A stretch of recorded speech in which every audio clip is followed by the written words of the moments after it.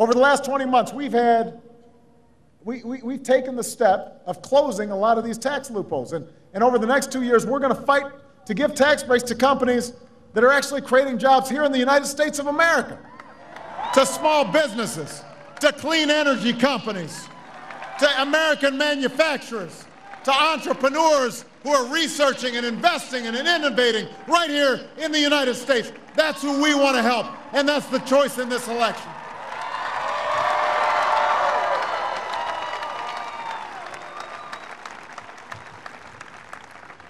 If the other side takes back Congress, they've promised to give back power to the same special interests we've been fighting for the last 20 months.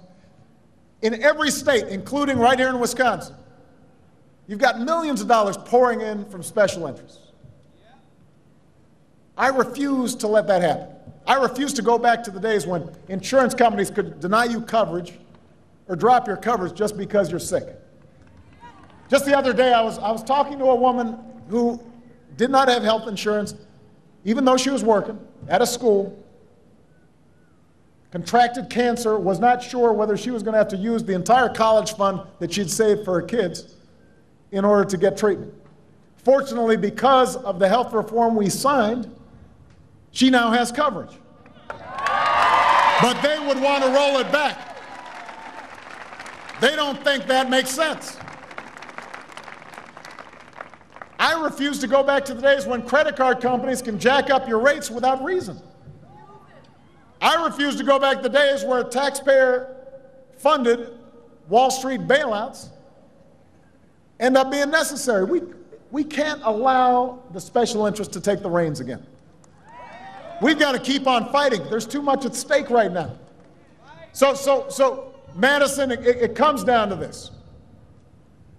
And I'm not just talking to Madison, by the way, because there are 200 campuses across the country who are plugged in through webcams and house parties. So I'm speaking to everybody out there.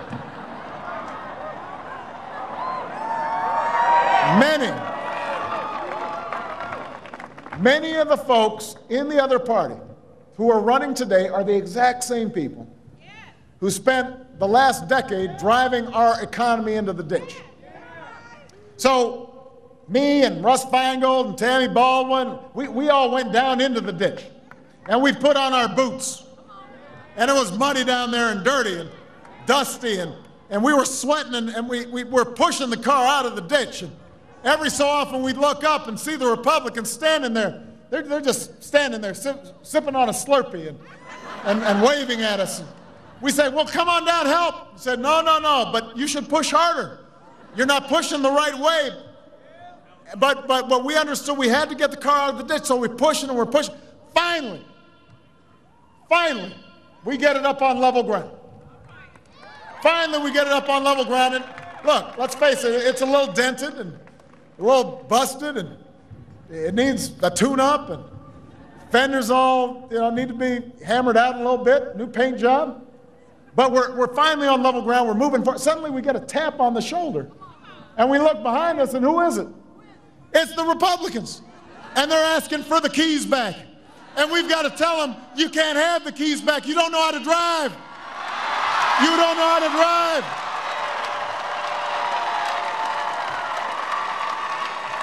You don't know how to drive. You can't have them back.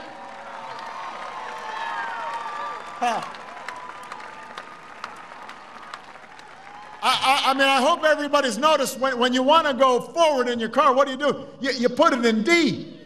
When you want to go backwards, you put it in R. Don't go back into the ditch.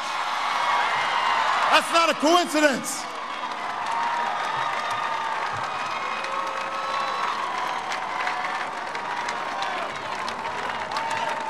That's not a coincidence, people.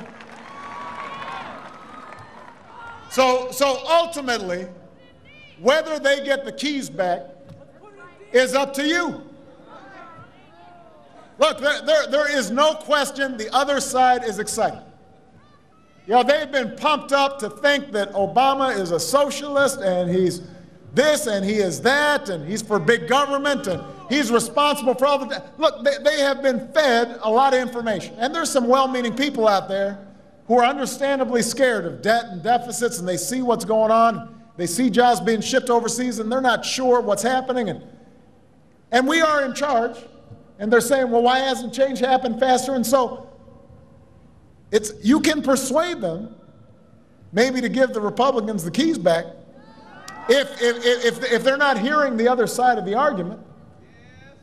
So a lot of them are fired up. And thanks to a recent Supreme Court decision, they are being helped along this year, as I said, by special interest groups that are allowed to spend unlimited amounts of money on attack ads. They don't even have to disclose who's behind the ads. You've all seen the ads. Every one of these groups is run by Republican operatives. Every single one of them, even though they're posing as nonprofit groups with names like Americans for Prosperity, the Committee for Truth in Politics, or Americans for Apple Pie. I mean, I made that last one up, but this is why, look, this is why we've got to work even harder in this election. This is why we've got to fight their millions of dollars with millions of our voices. Voices who are ready to finish what we started in 2008. Because if everybody who fought for change in 2008 shows up to vote in 2010, we will win. We will win. The polls say the same thing. We will win.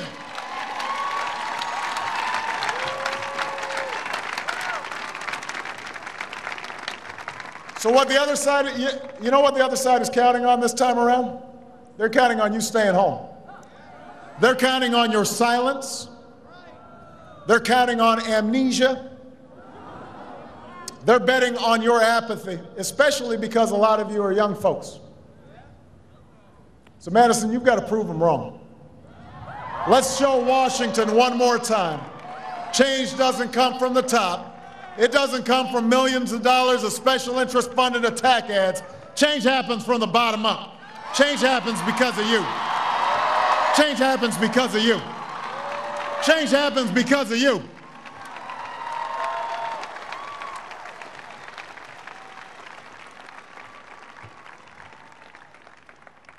I know times are tough right now. I know times are tough. I know a lot of folks are anxious about the future. And I know that, during the campaign, especially after we had already started winning, the feeling was, well, this is just exciting. You got those, nice hope posters, and then there was the inauguration, and, Beyonce singing, and Bono, and I know sometimes it feels a long way from the hope and excitement that we felt on Election Day or the day of the inauguration. But I've got to say, we always knew this was going to take time. We always knew this was going to be hard. I said it was going to be hard, remember? I said I was going to tell you some things you didn't want to hear. I said that we were going to have to make some difficult choices. I said not everybody was going to be happy with every single decision I made. You did not elect me to do what was easy. You didn't just elect me to read the polls and figure out how to keep myself in office. Whenever you read the media in Washington, all they're concerned about is, boy, his poll numbers are down. So that must mean that he didn't do the right thing. Just because your poll numbers are down, that's how everything is measured. But you didn't elect me to look at the polls. You elected me to do what was right. You elected me to do what was right. That was change you could believe in. That I was going to do what was right, not what was expedient, not what was convenient.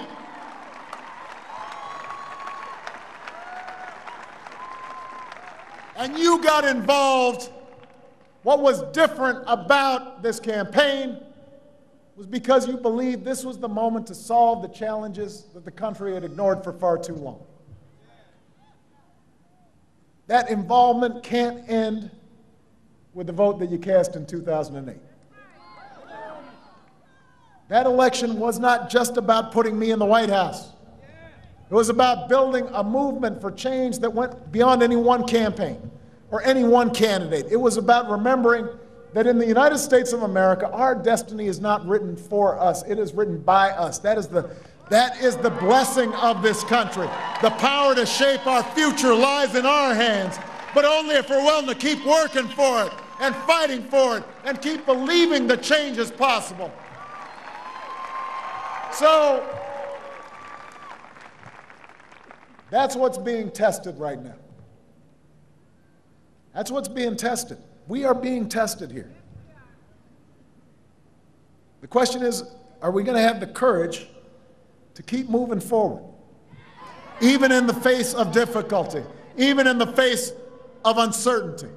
This election is not about what we've done, it's about the work we have left to do. It's about what you want this country to look like over the next 2 years. It's about your future.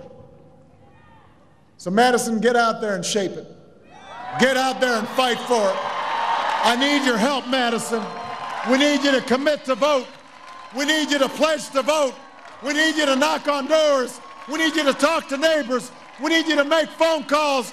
We need you to bring energy and passion and commitment, because if we do, if you're willing to step up to the plate and realize that change is not a spectator sport, we will not just win this election.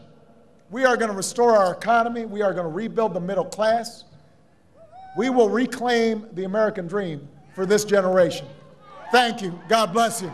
God bless the United States of America.